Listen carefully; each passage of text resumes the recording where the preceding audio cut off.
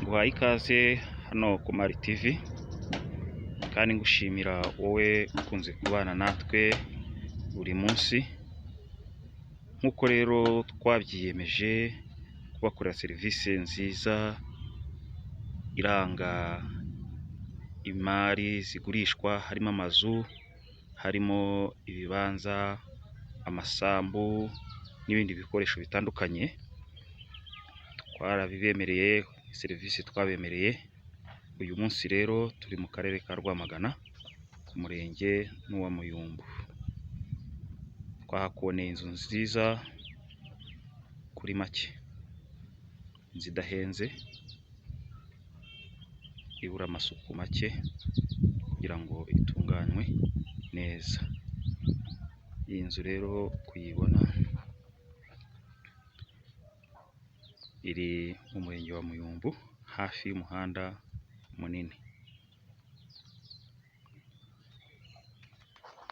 Iyi nzu uko uyibona ifite ibyumba 4, ikagira ahantu bageneye gushyira toilette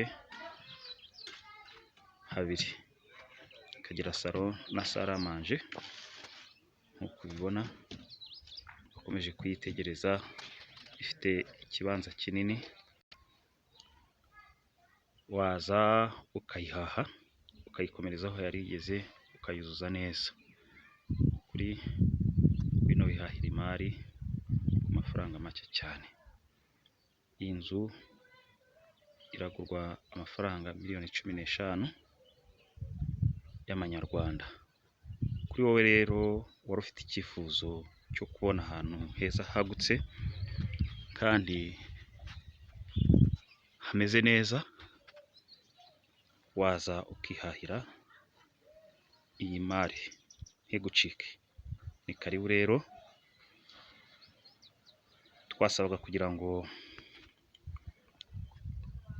kuri wowe utarakanda kuri subscribe ukandeho, kugira ngo uduteye inkunga kuri video tukugezaho za buri munsi, ku mari tukugezaho za buri munsi, kandi tugusaba kugira ngo uze rwose tuzikugezeho.